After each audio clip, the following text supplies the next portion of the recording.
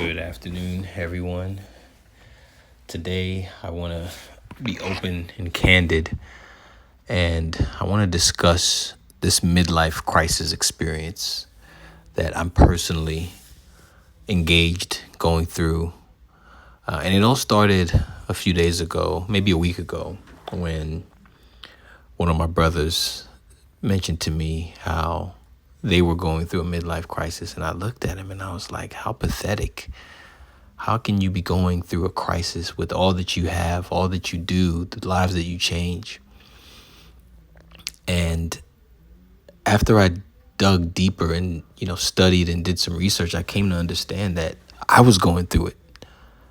I was going through a crisis, a midlife crisis. I mean, technically, it happens when you're about the age of 40. Even though I don't think it's fundamentally about age, I think it's about an awareness. And for me, the first thing that I had to do was look up the word. What does crisis mean? And that's where we have a misunderstanding, because crisis comes from the Greek word, and it means a judgment. It means a turning point. It means the moment when a choice has to be made. And it comes from the verb krino, which means to separate, to distinguish, to discern, to judge, to decide. And I think in the beginning, the word wasn't really all about disaster or catastrophe. It was a medicinal word. And it was the point that when you were sick, they would either begin to recover or they would take the other path and start to die. And the illness itself didn't define the crisis. The decision point did. And so for me, just thinking about that, it has profound implications, because a crisis is not just about life not working or falling apart or not going the way that you want it to go. A crisis is just when the old way can no longer continue and you have to make a decision. A turning point has to be there. The decision, it becomes unavoidable. And it ties into questions that I've been asking myself about where I am in life. And one of those questions is, do I really want to invest the rest of my life in my particular calling? Not calling, but in my particular business? Or was I born for something greater? Or am I doing things at the highest capacity that I could be doing? Or is there something else that I need to be doing? And not because everything around me is collapsing, but because I'm at a crossroads where my current identity, my current life, my current direction, it has to be changed. And some people might say, why? Everything looks good. But because there's something inside that is prompting that shift. And it isn't about age. I think the reason why age has to do with it is because you typically see that level of success in the business world when you hit that, 40s and 50s. But it's about reaching a point where the previous definitions of success, they don't really satisfy you anymore. And it comes down to, are you actually being fulfilled? And so crisis is really, it's not about pain as much as it is about clarity, about a specific direction. And one question that I found that's been very powerful for me is, what truth does this moment, does this crisis force me to decide that I've been postponing? Because for years you can climb that ladder, working, saving, building, achieving. And then one day you look up and realize the ladder has been leaning up against the wrong wall. And you start asking yourself these type of questions. Am I building something that reflects God? Or am I just maintaining a life that I've grown accustomed to? And these are questions that people didn't ask. They don't ask. Are you building something that God can be involved and be a part of, so to say? And so today, that's what I want to talk to you about. And I think it comes down to the questions. I spent a lot of my life asking the wrong questions. How can I make more money? And I still ask that question. And there's nothing inherently wrong with that question, but if that's the leading question, if that's the question of highest priority, how do I get a bigger house? How do I retire comfortably? How do I live in comfort? How do I become successful? Those are incomplete questions because they never ask the one question that I think is probably, if not the most important, one of the most important questions, and it is, who am I becoming? Is that person expressing God's, is that person expressing God? Is that person inherently expressing God? And I think when you attain worldly success, it can cover or hide the misalignment. And I think it's one of the greatest tragedies. It's not failure. I see people all the time that they succeed, they win at the highest levels in something, but it was never theirs to pursue in that season or for a lifetime. You know, you spend 30 years becoming this great surgeon or this great architect or this great builder, only to realize you don't want to spend the next 10, 20 years doing that. And they're not burnt out because they work too hard. They're just burnt out because their work has been disconnected from their deepest values and their deepest calling. And I think that's where I am. And I think that we, as especially men, we tend to confuse competence with calling. We tend to think that because we're incredibly skilled, we've been, working hard and we became really, really good at something, that's our highest level of contribution. And yes, you can be rewarded for doing something. You can be celebrated for it. You can even be paid, extremely well for it and still feel empty, because competence is not the same as purpose and calling. And you can be rewarded for what you're good at, but fulfillment comes from what you were designed for, what you were created for. And there's this false identity trap that a lot of us fall into. We don't know how to define ourselves outside of what we do. Even as a father, or a mother, what do you do? Who, I'm a father, I'm a doctor, I'm a lawyer. The first thing. But what happens when those things disappear? If your business vanished tomorrow, would you still know who you are? Would you still profess to be that person? And it's one of the hardest questions we can ask, because if the answer is no, then what are we left with? Maybe you're building an identity instead of expressing one. And that's where I think we get trapped. And so for me today, I'm constantly asking myself, am I expressing the nature of God? As an apple seed, the seed is only going to express God's nature, which is to be an apple. If that tree grows up and, starts giving oranges for some reason, and some of them are apples, it's trying hard to give oranges. It's expressing the wrong thing, in my opinion. And I know some of you are going to figure out a way to make that make sense, but we see that in Matthew, when the wealthy guy goes to Jesus and had everything he wanted, the wealth, the status, but he still was asking, how do I live, spend life in eternity? And he got exposed. He still wanted, the fact that he was asking. And I think he was in a midlife crisis. And that's what we deal with today. As entrepreneurs, as mothers, as fathers, we ask, how do we scale? How do we grow? How do we expand? But what is this business producing in me? What is this venture producing in me? Is it making me more patient? Is it making me more generous? Is it making me more present? Is it making me more anxious? Is it making me more controlling? Because our businesses are going to produce something if we allow it.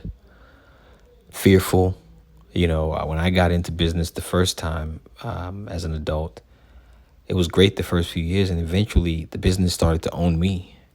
and I was living in anxiety and fear. That was when I had sleepless nights.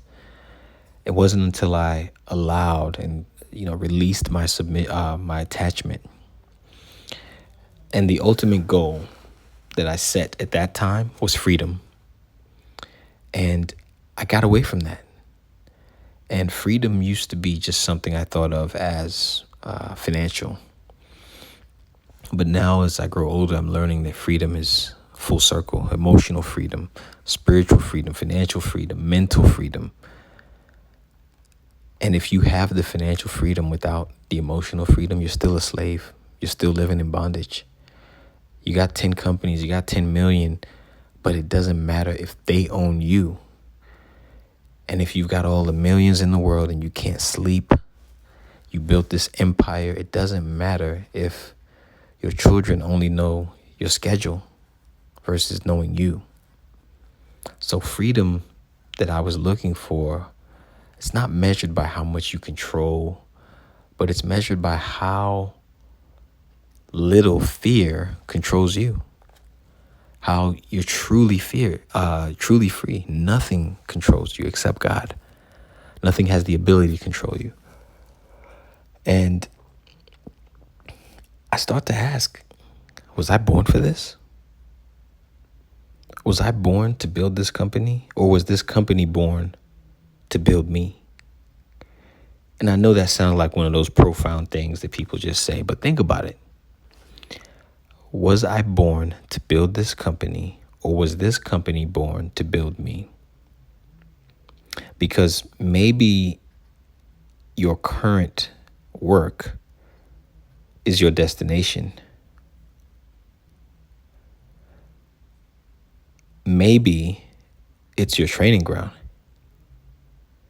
Or maybe it has been preparing you for something bigger.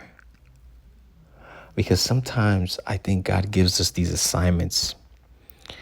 And these assignments are like segues.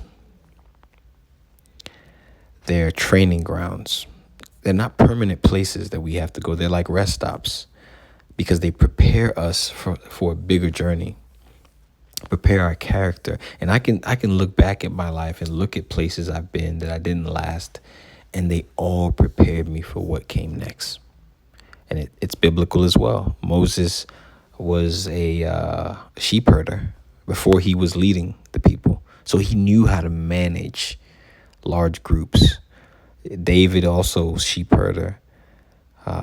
Joseph, all of these guys, the preparation came to them, and it was often disguised as permanence. And that's how we have it in our lives. You might think your current situation is your destination, but it's just a passing rest stop, so to say. So for me, instead of asking what should I do, now it's who am I becoming through what I'm doing? Because that answer, it changes things. Because if what you do, the thing you go to work for every day is making you into the person that you hope to become, then yeah, you got to stay there. But if what you do is turning you into this fear-based, enslaved, your work has now become your master, then it may be time to get up some faith, some courage, and ask, why am I allowing this to do this to me? And there's a reason we don't ask. We avoid this question because we don't really want the answer. If I tell the truth and say I make $1 million a year, but I'm not fulfilled, then what? People are going to look at me like I'm ungrateful. Do I quit? Do I start over? Am I disappointing people? And I don't think so. I think the first step isn't walking away from your career. It's changing your awareness. You don't have to abandon everything tomorrow, but you do owe yourself the honesty to ask whether the life you're building is aligned with the person you're becoming. And Jesus asked a bunch of questions. Who do you say I am? He asked a lot of questions, and I always hold on to the fact that he did that to awaken something within us, to move us from this dummy state into thinking mode to from autopilot to intention. And maybe that's why God was asking those questions in scripture. Where are you, Adam? And not because he didn't have the information, but because we weren't thinking. If God asks you today, where are you? What's your solution? What's your response? And so in my life, I think about this midlife crisis and what is the solution to the so-called crisis. It's not buying a sports car that you see most people do, or taking the vacation, or, dumping their wife and getting a new wife. It has nothing to do with chasing this youthful exuberance or this youthful excess. Those are, I think, feeble attempts to quiet a deeper pain, a bigger void. Because the real solution is to just stay still long enough to ask a better question, and then to realign your work with your values. Remember that your identity is not what you do. It's not your resume. And success is just a tool. It's a servant, not a master. So when we focus on building a business that serves your life instead of a life that serves your business, that to me is moving towards alignment. And maybe most importantly, we have to recognize that our worth was never tied to what we produce, what we do. Before Adam built anything, named anything, God declared that creation was very good. So if God says this upon creation, that it is good, that's proof that our value comes before whatever we do. Our value comes before our job. Value precedes vocation. And so as you finish listening to this, don't rush to answer these questions. Just sit with them. Sit with them and think about them. And I'm going to post them in our group. These were the questions that I came up with, and I put them in our chat, and they were expanded upon, categorized. So the first question is an identity question. And the question is, well, there's three of them. So what kind of person am I becoming by building this? I have this job. I have this business. What type of person am I becoming? The next one is, if I spent the next 10 years doing this, would I become more alive or more successful? And it could be whatever number. It could be 10, 20. And the third question is this business an expression of God, or is it something that I feel obligated to keep alive? But sometimes we're just running. It's like, oh, I've been doing this for 10 years. I got to do it. The next category is purpose. Was I born to build this company? Or was this company something that's supposed to prepare me for something greater? And if this business disappeared tomorrow, would I still know who I am? Am I serving the business, or is the business serving me? Is the business serving the life that I'm trying to create? Because what's the point of going to work every day or opening up a business if you eventually become a slave to it? And the third category is one that we don't talk about as much, and it's about risk. And is this business that I'm in a business where one situation can erase decades of work?